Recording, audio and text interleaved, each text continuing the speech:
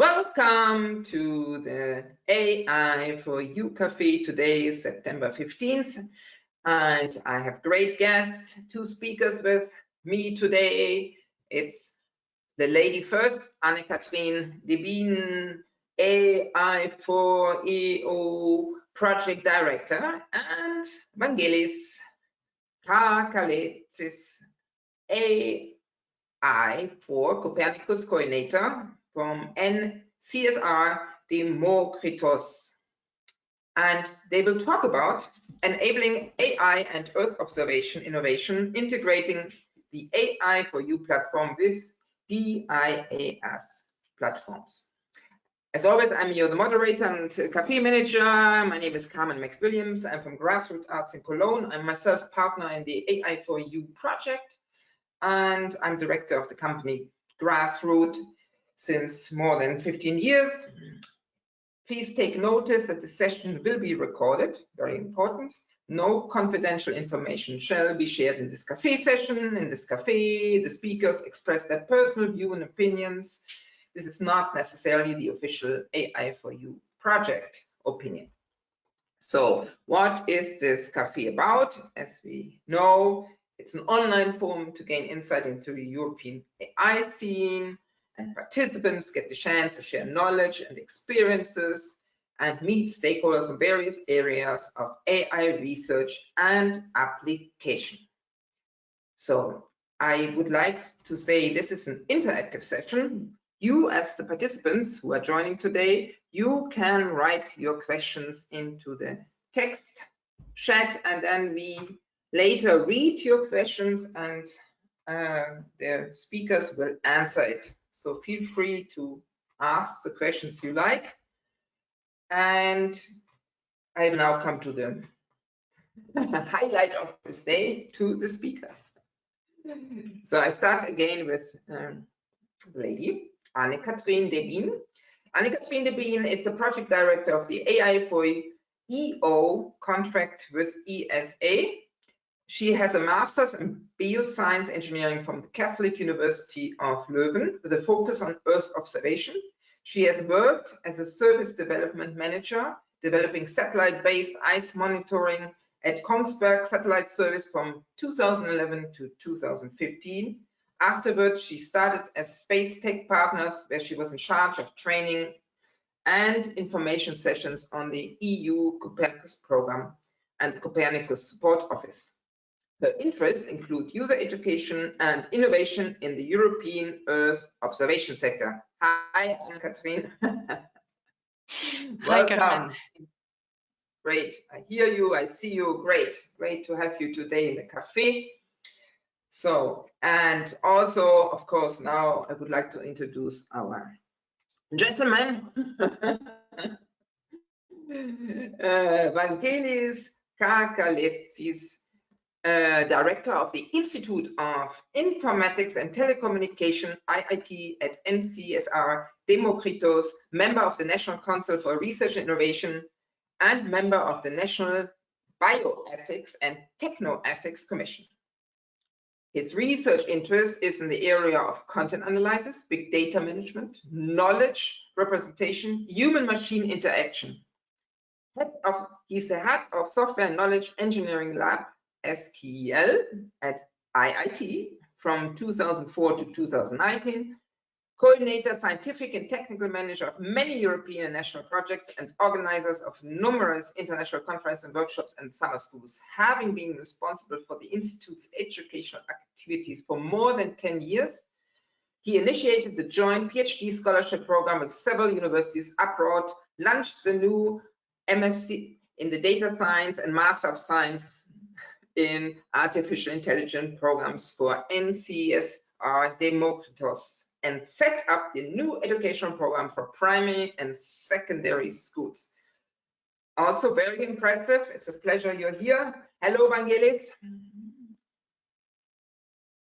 Hello, Carmen. Hello. Nice to see you. Nice to see you. Thank you for coming, you both.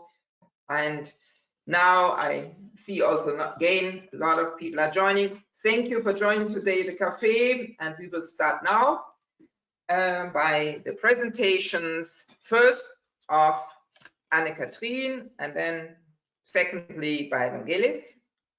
So Anne-Kathrin, I will now give you the moderator role, and then you can basically start your presentation. But one moment, I make you now the moderator. Yes, you are the moderator. Now. Okay, let me share. Yes. Yes. We see it, it's perfect. It's full screen, not full screen yet. Yeah, it's freezing up a little for a second. But I'll start already while my computer is unfreezing with saying thank you, Carmen, for the introduction and for the opportunity to present at today's AI4EU Cafe. It's a pleasure that you are here, and you are the second time. Maybe yes. some of you in the audience knows Anne-Kathrin. It's a real pleasure to see you back, and it's like a really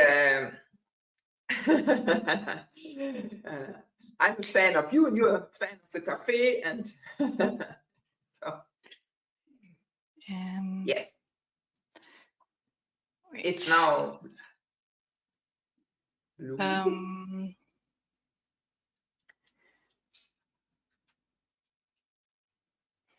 I'm going to try this again. So,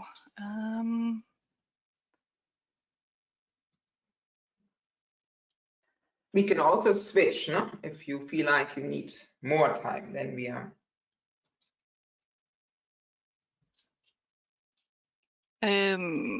Sorry, I seem to.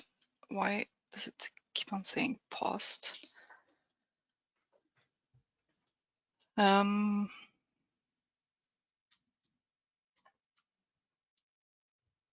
Okay, strange. Anne-Kathrin, I can, as Carmen said. Yes. Yeah, maybe we can switch, because I seem to have some problems with the sharing. Yes, let's. I'm giving you now. At the beginning, it was my camera, and now it's the sharing with Anne-Kathrin. Very normal at video conferences. So. It's after holiday. It's after holidays period, Yeah. Carmen. Let me see. I hope my screen is. Yes, perfect. Yeah. I see OpenAI, no? Yes. Okay, can you see it now? Yes, perfect. Can you see full screen? Yes, perfect. So now we are excited to hear about enabling AI and Earth observation innovation. Okay.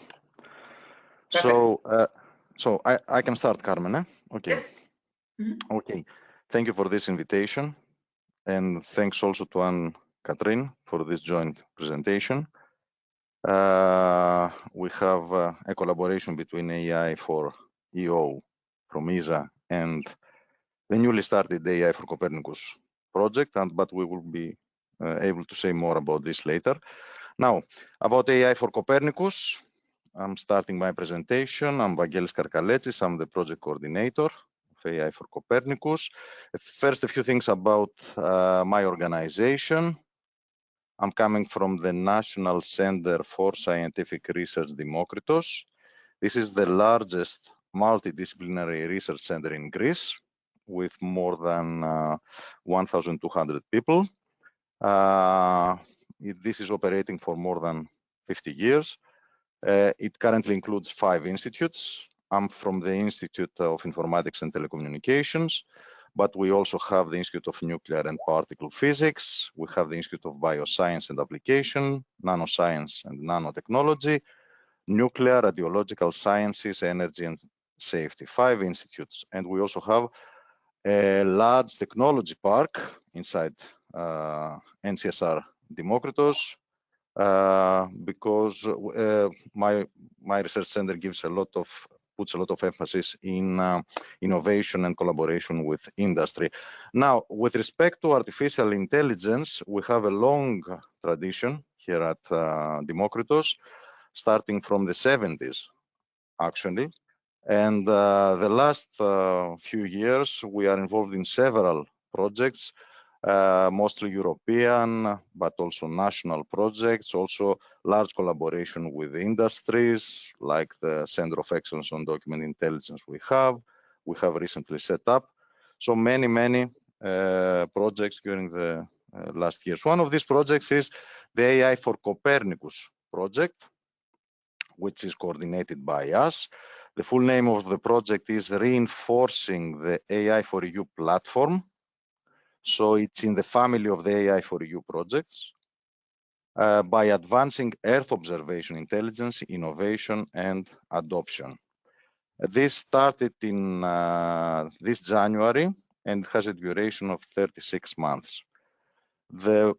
It involves partners, research from the research and academic community. Apart from Demokritos, we have the University of Athens, the University of Trento in Italy, the INSEAD Business School with expertise on artificial intelligence and of course business expertise. We have several Earth observation experts, including ECMWF, the EU Satellite Center, SATCEN, the Thales Alenia Space from France, Thales, which is also the coordinator of AI4EU, Equinor from Norway, Cloudfero, Blue Site Conseil from France. This consortium includes partners also from the AI4EU, because also the initiation of AI4Copernicus came out of discussions inside the AI4EU project. Now, what is the aim of AI4Copernicus? AI4Copernicus aims to bridge the two worlds, artificial intelligence and Earth observation worlds, exploiting the AI4EU platform, the European AI on demand platform. And so bringing together, on the one hand, the AI4EU, the European AI on demand platform, and on the other hand, the Earth observation data and services through the DIAS platforms, the Data and Information Action Services platforms. A few more words about the context of AI4Copernicus. AI4Copernicus belongs in the family of projects around the AI4EU. Following the setup of the AI4EU project, the European Commission funded research projects that populate the AI4EU platform with additional tools and resources. These are the projects that you can see on the left, like the Vision project, the Human AI project, the AI4Media project. These belong to the family of the ICT48 projects, from the name of the call. And on the other hand, there is a family of projects that make use, that exploit the AI4EU platform, tools, resources. These are innovation projects.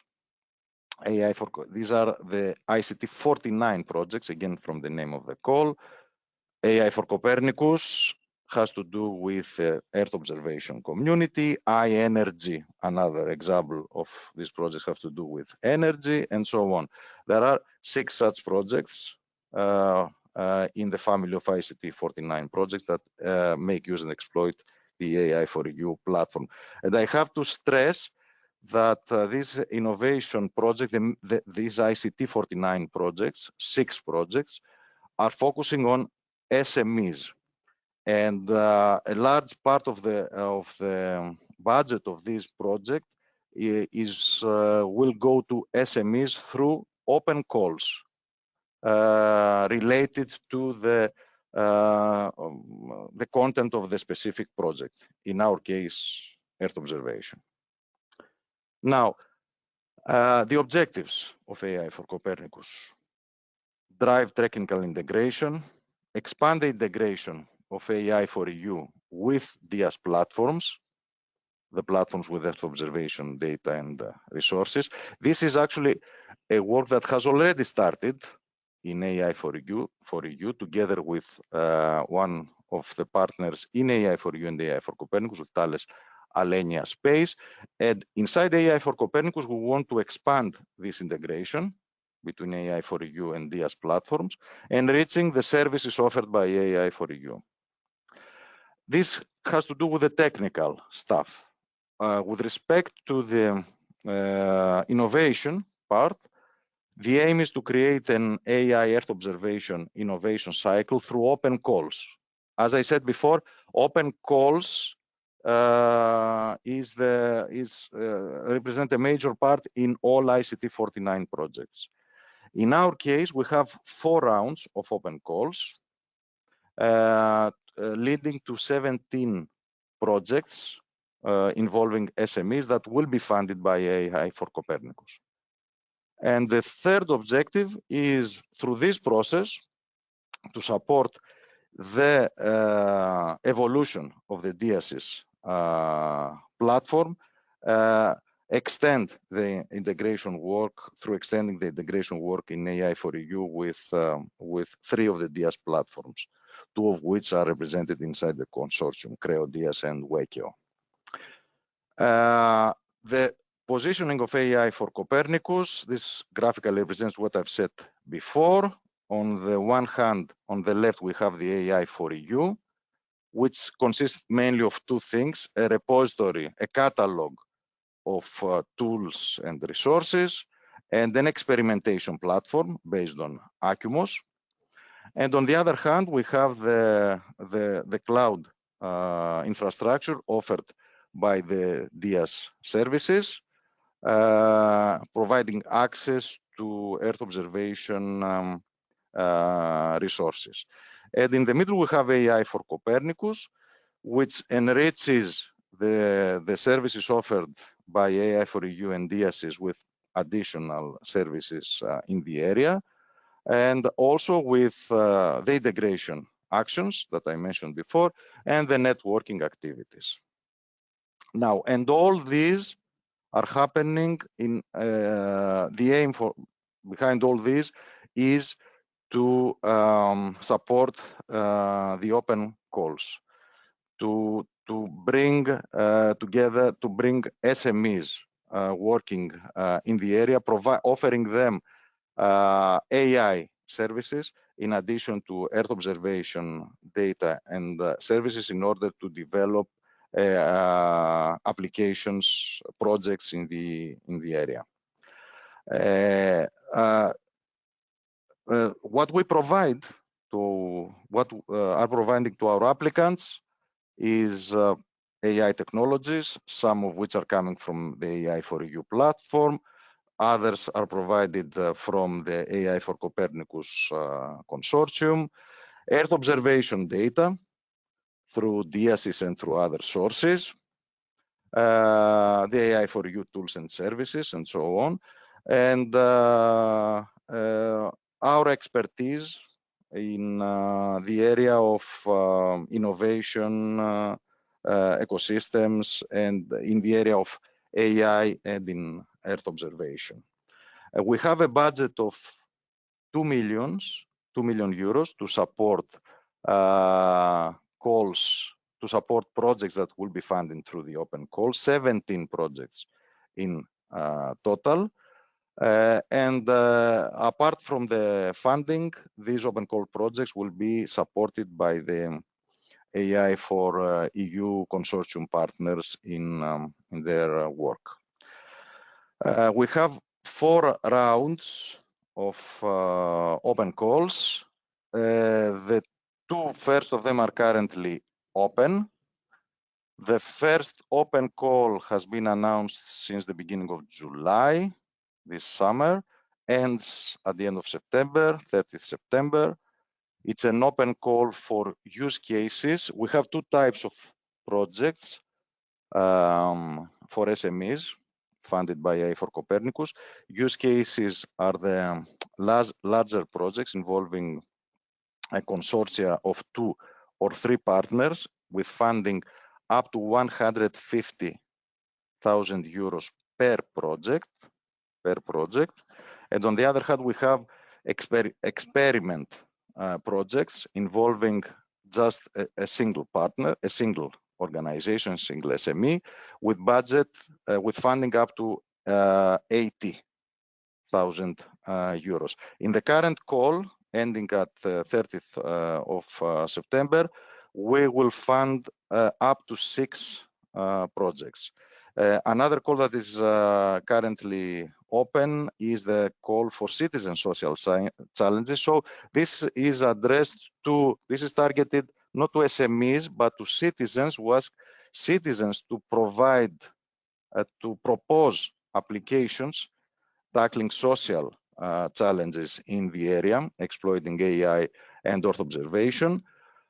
These are, of course, smaller proposals. Deadline end of October, and we will award the 2 first ranked proposals with 5,000 euros each.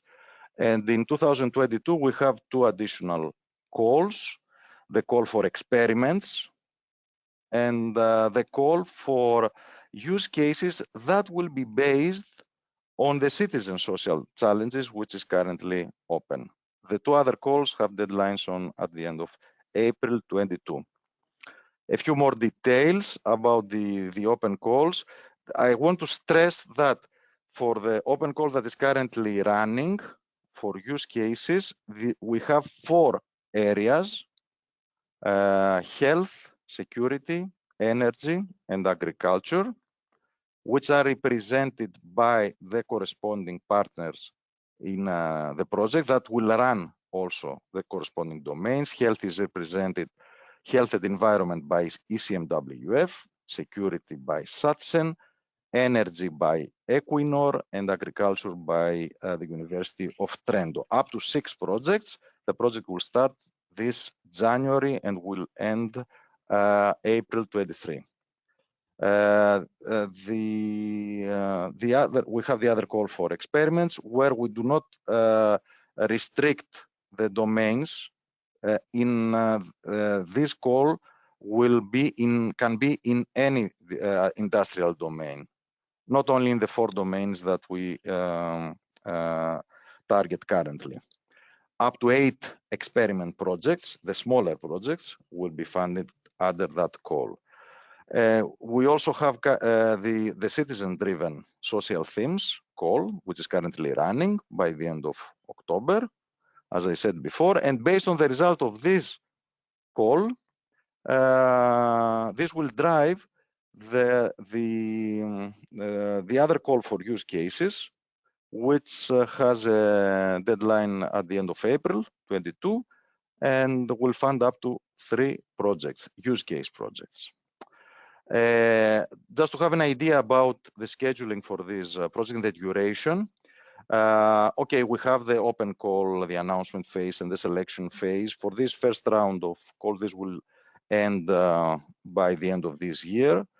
And the projects of the first call will start in January. They have a duration of, in total, 16 months. 16 months. 14 months will be the development, and there will be 2 additional months at the end, the sustainability phase, where we support the consortia with policy recommendations about exploiting their work. Now, in the context of AI4Copernicus, we came in contact with AI4EU, which is running challenges in the context of ESA for some time now.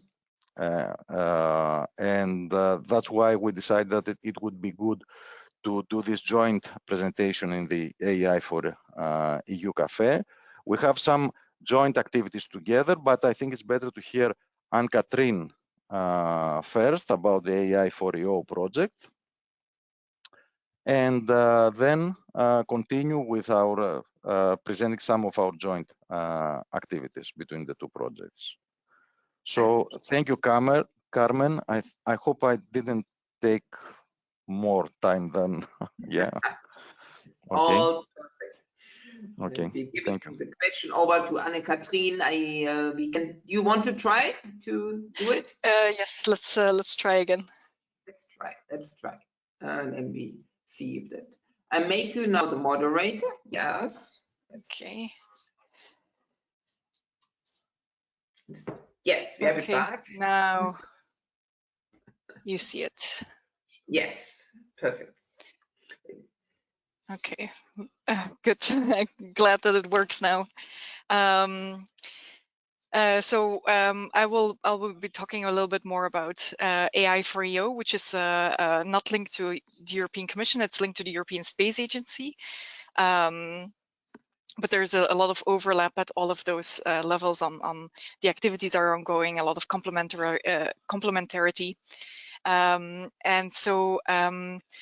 We are running this this project or this contract for the European Space Agency, more specifically the PHI Lab, which is the innovation lab that ESA has in their Earth observation department in Rome. And AI4EU was started as a way to help build the AI and Earth observation ecosystem, bringing together AI data scientists, experts, and Earth observation scientists, and building upon both of their knowledge and expertise to tackle grand societal challenges. In that sense, we're building this community, and we're feeding them with challenges that run over a few months to get them to work together, to get them to tackle these challenges and provide solutions that are also then good for potential applications later on in the future. So in very like the three main activities that we're doing is, as I said, we're building the AI4EU community, which is you all, of course, which is people on the AI4Copernicus side, just bringing together those AI people and the Earth observation people and creating an overlap. We're doing that through our platform. We have a dedicated platform that we've built called the AI4EU platform, where we bring news, but we also host within this contract 3 AI4EU challenges. And currently we're on the second one, and I'll go deeper a little into the challenges in a second. Can I just have to little mini interruption? I'm sorry, Anne-Catherine. It's really cut off at the end. Maybe you have to make it a bit smaller. We cannot read the last part of your slides. Oh, okay. Maybe you have to do it like this, then it's better. Now it's perfect, but we see, of course, the menu on the left. You can also leave it like this, because then we can. Maybe yes, so that you see my full slides. Yes, I like that. Good. Do you see the slides moving?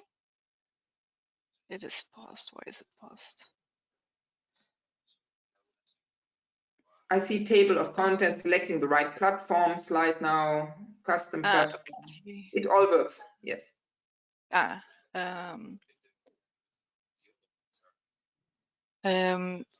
And it's changing now? Yeah, anytime. Good. Okay. Perfect. We see everything. Thank you. Great. Great. Thank you for letting me know. When we started this project, it came from the idea of Kaggle, which is something that's very well known within the data scientist community, within the AI community, just tackling all kinds of different challenges, the ability to win prizes. And so we wanted to do that, but with a focus on Earth observation. So at the time, we started to look for a potential platform where we could host these challenges. And Kaggle is, of course, very well known and would give us already a big community. But what we decided on is focusing also on European platforms. Not only for like privacy reasons, but because we are a European initiative, we want to stimulate a global community, but in particular a European community of AI and Earth observation scientists. And then we reached out to AI4EU actually as well to see how we can collaborate with them on and reach out to you as a community. We've looked into other platforms, but in the end we decided to build our own platform because we could completely customize it, and that's also where it feeds into using the Copernicus DIAS.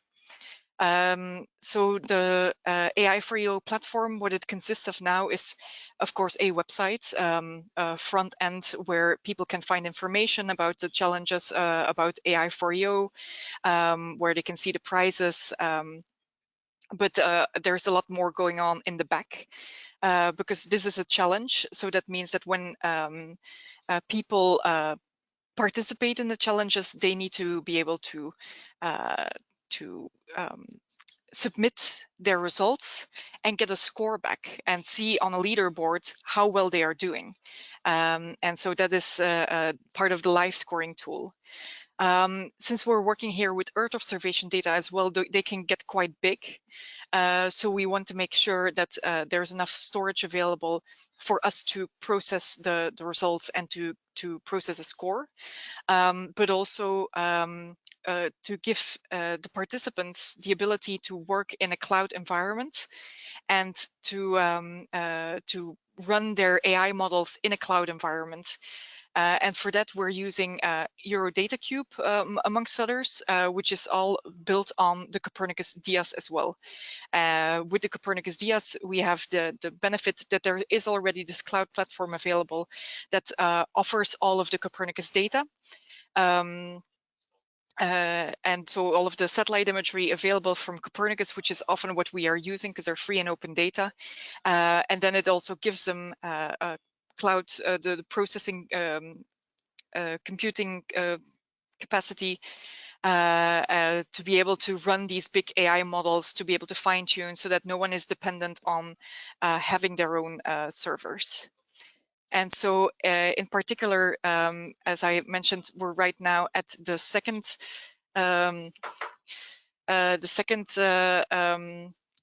challenge. So we have our first challenge, which was we organized between February and May of this year, which was focusing on air quality. And that has already finished. But in that challenge, we worked together with ICMWF, as Vangelis already mentioned, also a partner in AI4Copernicus. And there, the grand challenge that we were trying to tackle is how can we get reliable air quality information at a local level? So to really use those free and open data that we get from Copernicus, for example, from the Sentinel satellites, from the Atmosphere Monitoring Service, to downscale it to a local level. So a super resolution challenge, but with very particular Earth observation data, which is why we need both AI experts and Earth observation experts, because knowledge about both domains are necessary to be able to tackle a challenge like this. And so the participants were asked to work with the Atmosphere Monitoring Service and Sentinel 5P satellite data over 3 different areas of interest and process it for an entire season in 2019, hence also the need for a large processing capacity. And of course, you know, we ask people to run these things, and people, the participants can own their own solution, but of course we want to give them also something at the end. So we had a prize pool of 170,000 euros and more, which consisted of not only some nice prizes from NVIDIA, from Airbus on satellite imagery, from Wikio DIAS on cloud processing and storage, but also a lot of other prizes, and the participants or the winning teams could actually select from the catalog which prizes they really wanted. And at the end of May, 4 winning teams were then selected. 3 teams in Europe, 1 team in Brazil even. And they all came up with new AI models to use for actually achieving a good result. And at that time, because ICMWF was heavily involved in this, they're looking into how they can move forward with this as well. And right now, we're running the second challenge of AI4EU called AI for Sentinel-2. Where instead of looking at the atmosphere, we're now looking at land with the goal of mapping arable land and extracting information at a smaller scale than the 10-meter resolution that you get from Sentinel-2 imagery. So it's a super resolution challenge using a time series of Sentinel-2 data. This is particularly useful in areas where perhaps the agricultural parcels are quite small or narrow, and to be able to then extract information on the land cover, on the crop in that field is what is needed in order to be able to track what kind of crops are growing in a particular area. Can it provide enough food? How is the health? And just being able to get down to that detail with open and free data without resorting to commercial high resolution imagery is what the goal is for this challenge. And for the, then of course we have some new sponsors then at this moment. L3Harris is participating as a sponsor with training with their Envy software, and Planet is a new space company, and they offer Earth observation data. And so getting access to their data on a daily basis would be also one of the prizes. And for any of you who have an interest, the challenge is still open. You can register on the platform and get started and have a go at the prizes that we're offering. What's coming up? So we're going to organize a third challenge, but in particular, we also want to mention that this platform that we have is not only built for these 3 challenges. The idea is that this becomes a living community, a living platform where other companies, other institutions, other projects can also host their challenges, whereby a lot of the infrastructure is already provided. With a whole crowdsourcing platform, with having the live scoring tool, with having cloud storage available, and support from our side on hosting and setting up the challenge, understanding how to formulate what the question of the challenge would be, and if wanted or if wished for, also to help with a development environment for the participants, promotions, sponsors for the prizes, so that you can get new and or attract as many participants as possible for your challenge. So if you're interested in hosting a challenge, the things that you need to do is there's a whole process that we've set up in order to understand what is needed from you, some text, some data, some metrics, for example, for how are you going to evaluate the output or the input from the participants. I think it's especially useful for universities who want to organize a challenge for students, for other projects like here, or companies wanting to showcase their Earth observation data to a broader audience. So if there's any questions on this, or you can always reach out to hello@ai4eu.eu, but also here now, perhaps I can give the floor again to Vangelis to show how we're working together between AI4EU and AI4Copernicus. Should I just one question which comes directly to what you just showed? Let me, from the audience. So let me just, because it makes sense now. It's from Yannick Arnaud. Is the AI4EU platform open to be used by external organizations willing to propose challenges and I assume paying the prices. Yes, of course. That's the idea. So we're happy to have a discussion about potential challenges with you. So don't hesitate to reach out. Okay, good. Then we can go on. You wanted to. Who shall I give now? Vangelis, no? I give you the moderator role, right? Yes, if you can. Yes. One moment. I didn't do it yet. I will do now. So you are now the moderator. Yes. Okay, thank you, Carmen. Thank you, Anne-Catherine. Okay, you can see my screen, I suppose. Yes. Okay, so as I said before, and as Anne-Catherine mentioned, we are working jointly with AI4EU in some of our tasks. We have joint partners. We have ECMWF. ECMWF, as Anne-Catherine said, ran the first challenge on air quality. And air quality and in general health and environmental issues are one also of our domains, on our 4 domains, which is run by ECMWF. And another connection point between the 2 projects is the we have in our advisory board that will our advisory board will select the projects, the winning projects from our calls, and one of the 5 members of the advisory board is the head of the PhilLab of ESA, Pierre-Philippe Mathieu. As we have agreed with AI4EU, AI4Copernicus will support the AI4EU challenge winners through webinars and discussions with them.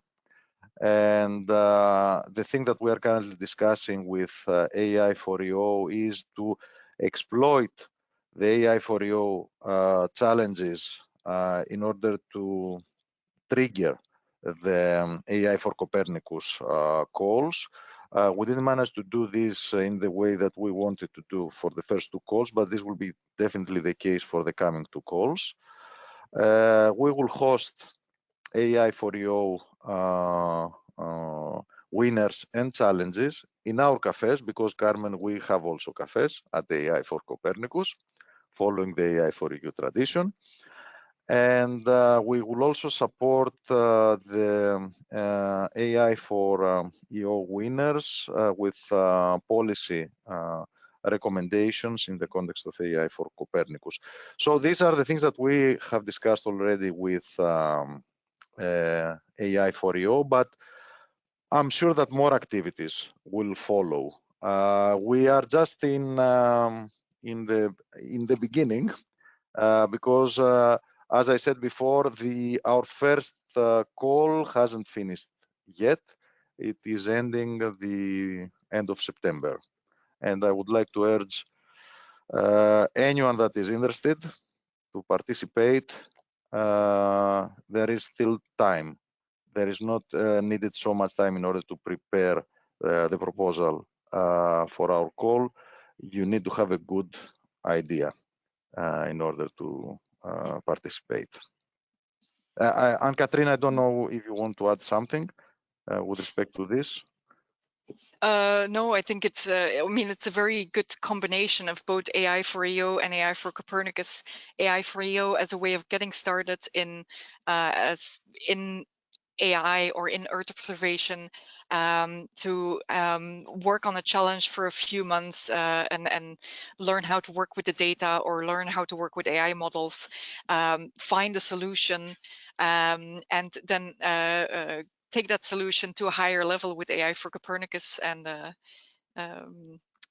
turn it into a startup. Yeah. Good. Yes, I think. Thank you for your presentation.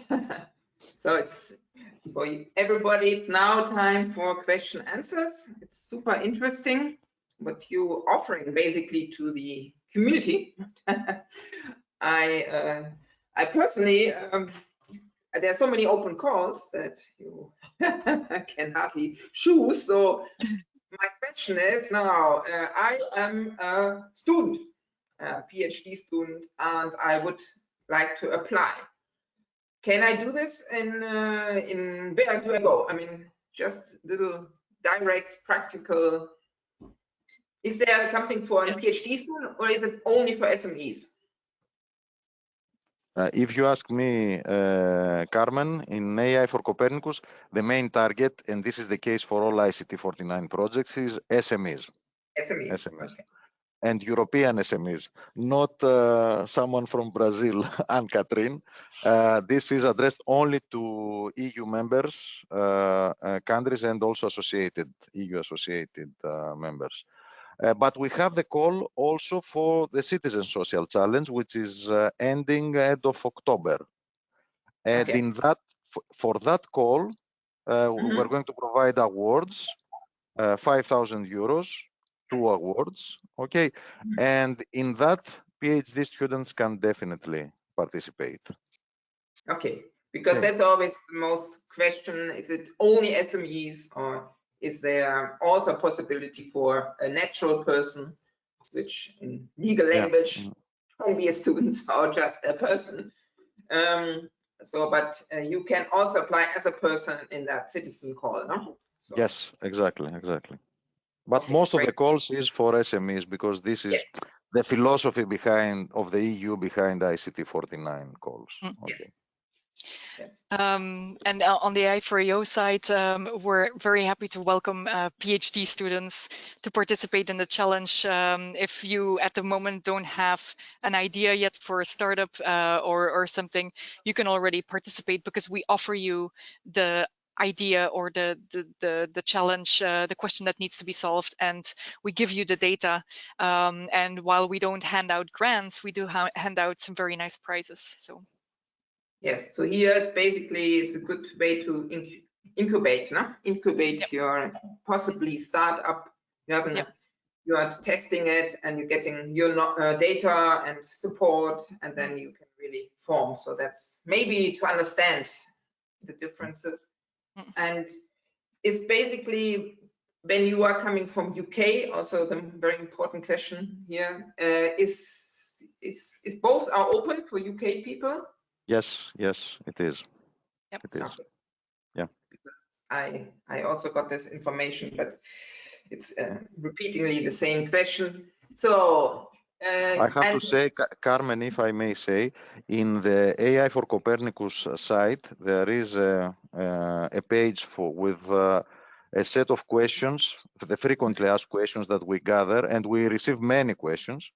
Because it is going pretty well, I have to say, with respect to the submissions we receive so far. We'll see at the end of September, but as I see the numbers in the platform, we have a lot of applications and a lot of questions. So there is a large list of frequently asked questions where most of the things that someone can have in mind can be answered there. Okay. Yes.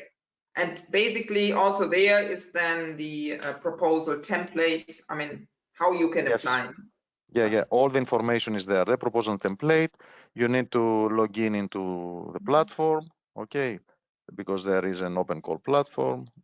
There is all the information there. If I may share my screen again, just to show this.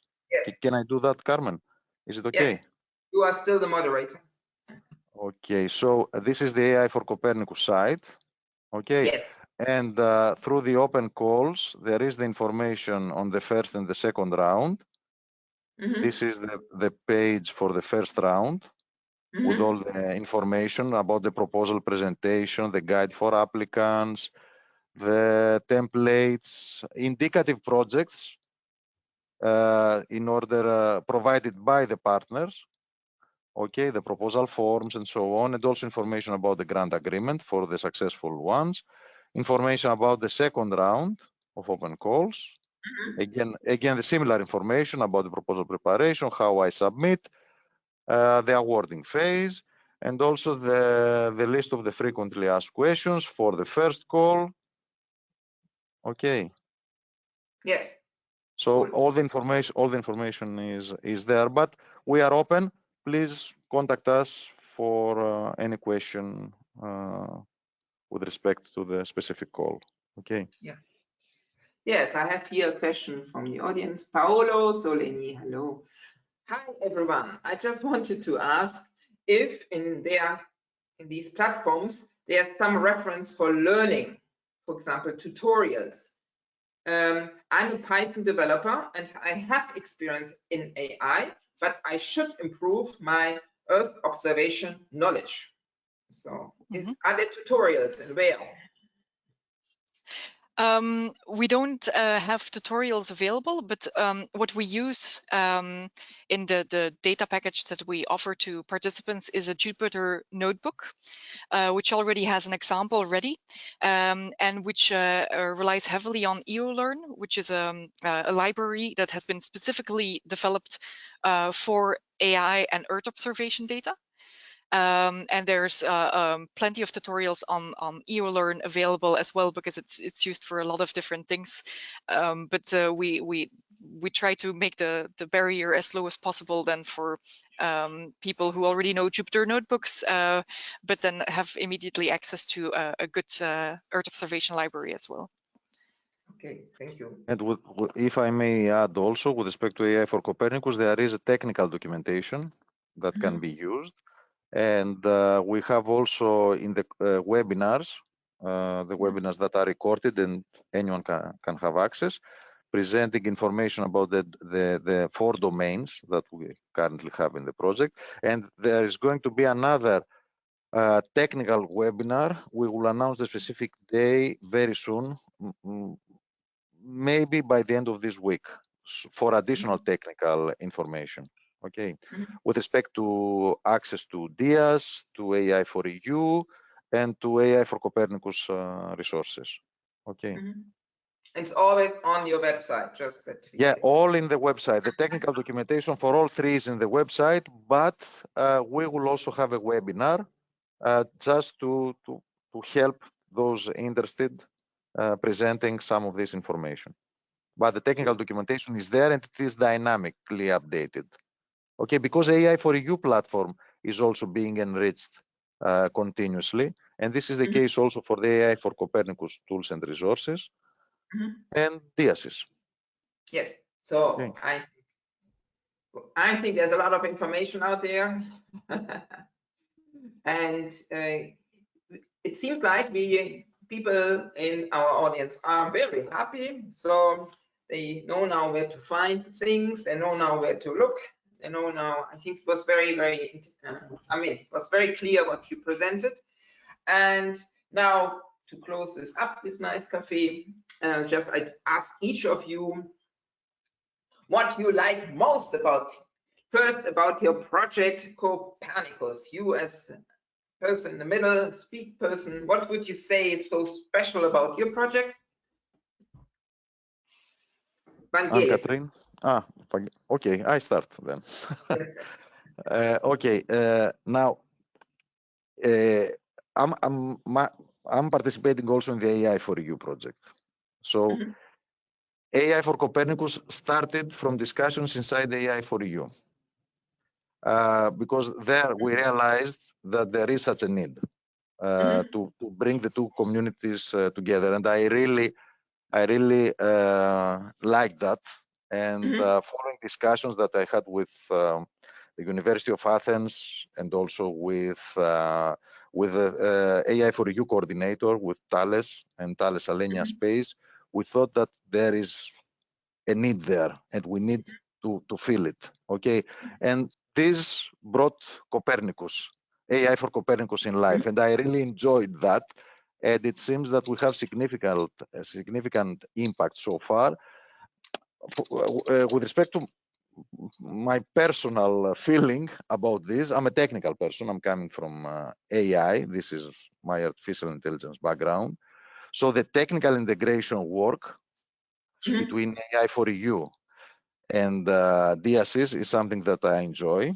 This is started inside AI4EU and will continue and be extended inside AI4Copernicus, and I hope in follow-up projects. And the projects that will result, that will get funded from the open calls, will give us the opportunity to enrich these services and this integration even further.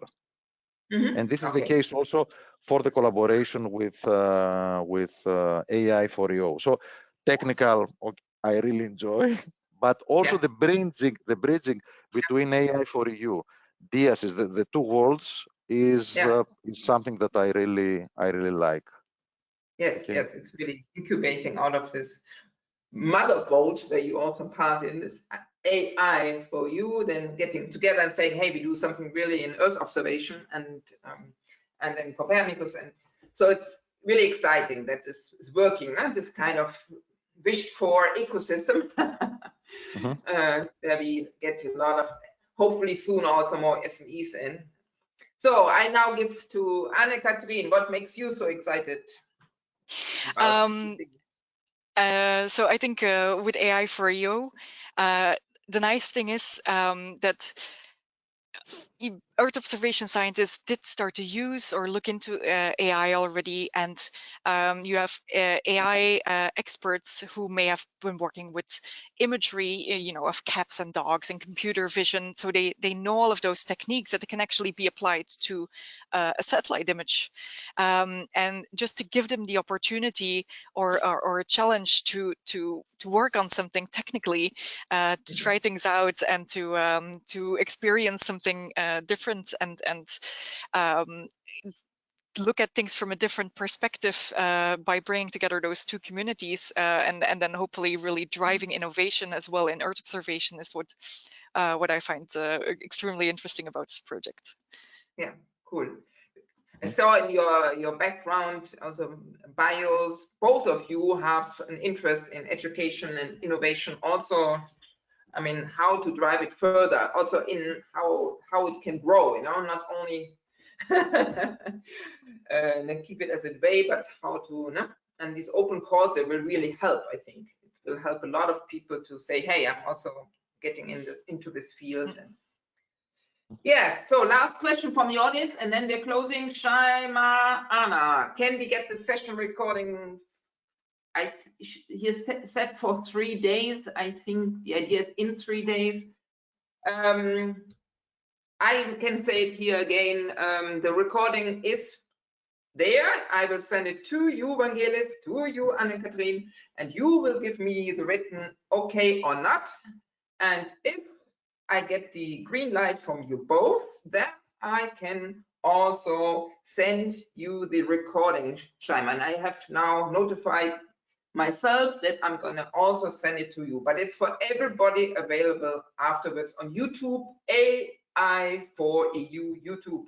So if you look for recordings, it's always on the channel AI4EU. There's also this cafe, and it's on your invitation, so you cannot miss it.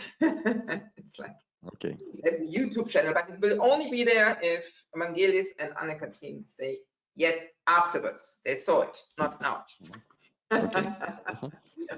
So that's okay, and thank you very much, and have a nice afternoon. This was a pleasure to have you here. I wish you big success for the open calls and of course of the project, and all the projects, and come back to the cafe in future time and report if you like, and that also to the audience if you would like to report about really exciting AI projects, contact me.